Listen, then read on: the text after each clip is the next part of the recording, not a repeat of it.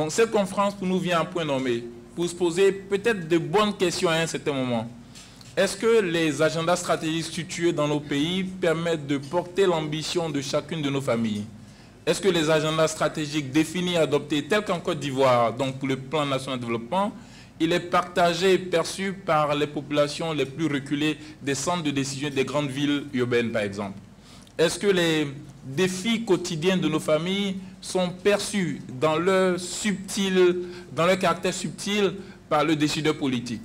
Et c'est pourquoi la Banque a voulu, dans le cadre de cette conférence-ci, porter sur un des thèmes majeurs, la gouvernance des institutions publiques et comment est-ce que ces institutions publiques peuvent être catalytiques de transformation. Donc, nous avons engagé avec le bureau de l'économiste en chef pour la région Afrique, M. Albert Zefac, nous avons engagé cette réflexion majeure pour ce que nous avons fait sur les 40 dernières années en Afrique. Et non seulement ce que nous avons fait, mais nous engager pour l'avenir. Comment est-ce que les particularités de ce continent peuvent être prises en compte dans la structuration et dans l'articulation de nos institutions publiques?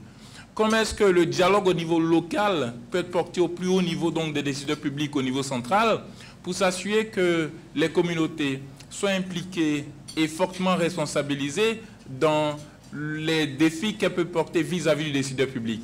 Comment est-ce que les actions publiques portées au niveau central sont perçues par les communautés au niveau le plus local? Et comment est-ce que les institutions publiques sont redevables en termes de résultats vis-à-vis de ces institutions? C'est des axes de réflexion que nous enclenchons dans la revue que nous avons commencé à faire, que nous allons finir dans le cadre de cette conférence. Mais à la fin de la journée, s'assurer que dans la transformation de nos institutions, qu'elles puissent bâtir aussi sur ce que l'Afrique a partagé.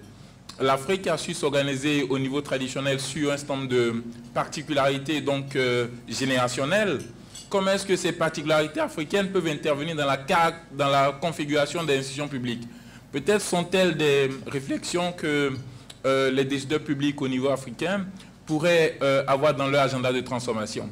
Je ne voudrais pas être extensif et rappeler que pour nous, cette conférence vient à point nommé parce que résolument, bâtir des stratégies bien articulées sans être capable de les transformer donc au niveau local et de façon pragmatique reste des défis auxquels nous nous attachons et que nous résolument incluons dans les projets et programmes que nous mettons en œuvre avec bien sûr un dialogue continu avec les gouvernements et institutions donc, dans nos pays.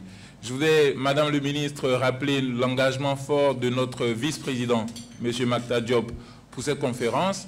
Il visite la Côte d'Ivoire dans la semaine du 20 au 26 février et je pense que dans les dialogues avec les autorités de ce pays, la participation à cette conférence sera certainement rediscutée.